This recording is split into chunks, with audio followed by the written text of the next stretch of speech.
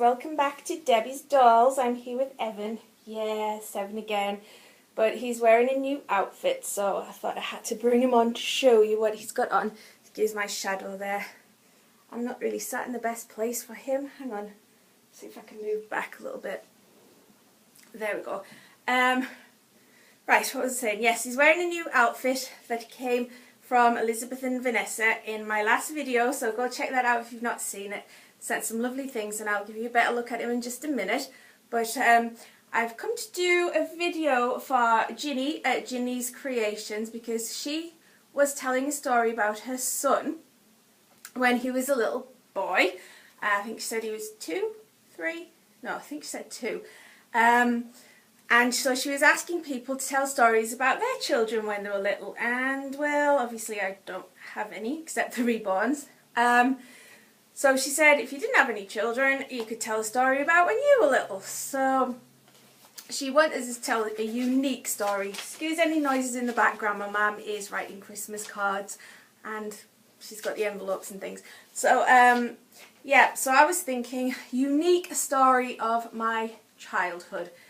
It's hard to pick a story from my childhood because I have lots of interesting childhood stories. I am an only child. I didn't have any brothers or sisters. I don't have any brothers or sisters. So I used to have to get quite creative to entertain myself during the evenings and mornings when I wasn't with my friends. So yeah, there are quite a few stories, and I think I've already talked about the time I rescued a maggot from being fed to fish. My friend's dad's fishing tackle box. I rescued the maggot out of that. I've talked about that before, and I've talked about my string of pet eggs before. See, they're quite unique stories. And there's so many more, and I was trying to think what's the most unique story. So I asked my mum and said, right, if you had to tell a unique story about me when I was little, what would be the first thing that would come to your mind? What would be the one story you would pick about me? And without hesitating, without a second thought, the first thing she said, split second, was when you got married. Yeah, you heard that right. Yes, in fact, when I was about 10, I think I was about 10, I did in fact get married. Yes. It was a full wedding, very thought out. The young chap I got married to was my boyfriend at the time, my childhood boyfriend. His name was Damien, and I think this is a good choice just to say to Mum, yes, very good idea, that's quite unique. His name was Damien, and for a childhood relationship, it went on for a while. I think we were together on and off 2-3 years. He was my friend's brother, and he if it was today, he would be long gone because he was a serial cheat. But we used to get back together again because I would forgive him, and we would get back together again, and somehow we decided the best thing would be if we got married, because then everybody would know we were together, and hopefully the girls would stay away. He was very attractive. The girls would stay away from him, and I wouldn't have to worry about him cheating anymore because he would be my husband. So what followed was the most planned, thought out wedding that has ever taken place by a little girl. It was about 2 days in the planning. He wasn't involved in the planning, he just agreed to it. Me and his sister planned out this wedding right down to the smallest detail. See, most people, when they are planning a wedding, they might look for the church with the nicest aisle to walk down and think about the flowers they are going to put along the side of the aisle. What I had to do was make the aisle, which involved chalk and a nice stretch of concrete, tarmac, asphalt, I think some people call it. Yeah, I lived on the last house of a street, so we had this corner which didn't often get traffic on it. So that seemed like the ideal spot. So I got some chalk and I drew as an aisle, and I got some plastic flowers in a plant pot to decorate it. And it was really well thought out. I had bridesmaids. His sister was his best man. All my bridesmaids, one of them borrowed one of my dresses, my bridesmaid dress, because I've been a bridesmaid a couple of times. And, you know, I had 2 bridesmaids in my bridesmaid dresses. Other bridesmaids wore their own that they'd had from being a bridesmaid. I can't actually remember what I wore, but I'm sure it was a long white dress because it had to be exactly right. You wore that one that belonged to me. Oh, I wore one of my mum's, okay.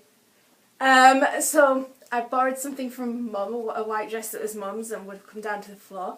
And I had a very, very long veil, which was a long piece of net. I found a vicar. He was Damien's friend. He actually announced that he did have the order of service and the vows and everything in a little book, and it was a prayer book, and it did actually have it in there. So we had the vows, and we had a vicar, Adrian Smith, and my dog gave me away, which was nice. So I walked down the aisle with my dog, and it was great. It was a good day. It was a good day. We had lots of people. We invited everybody we knew, so a lot of people turned out for that. I had a wedding ring, which I borrowed from Mum. It was her birthstone ring that I wore, and yeah, it was a good day. After the wedding, we had music and a party. Yeah, I think I'm giving an awful lot away about my childhood personality. I was very creative, and I did not do things by half. And yeah, it was good times, and technically I don't think we ever got divorced, so yeah, there's a thought. I'm still probably married. But that is my childhood story. That is the day I got... Oh, one other thing. I did have a photographer, and I gave them a camera, but it turned out there was no film in the camera, which was very upsetting because I would love to do what Ginny did and show a photograph of the day, but there was no film in the camera, which was my one lapse on that day. So what I did was draw a photo album. I drew pictures of the whole day with pictures of me and pictures of the groom and pictures of the bridesmaid, and everybody were in it. Unfortunately, that did get lost somewhere through the years, because that would be great if I still had that. But yes, that is my childhood story. So I'm going to show you Evan now, and just bring him round. I want to see him. Sorry about the light, guys, it's just a grey day again. Look at this. I popped this little minimalist hat, as I call it, on him. I think it's, yes, it's newbie, it says there on the side. It's so sweet on him. It's gone a little bit wonky, but it is so cute. So cute. And he's wearing this, oh, that's another thing I need to say. This onesie here, hello, I'm new here, and it has the little kites on it with the matching trousers.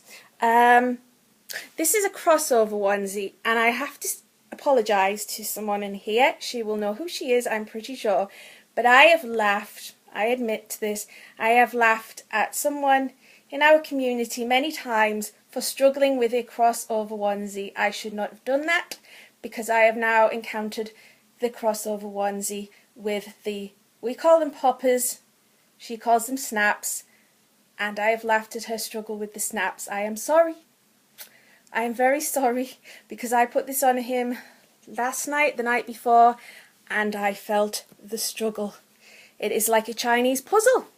I got there in the end, but I should never have laughed. I'm sorry, Ines.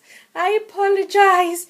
Wow, they are confusing. I did do it in the end, but boy, okay. He looks adorable. Look at him.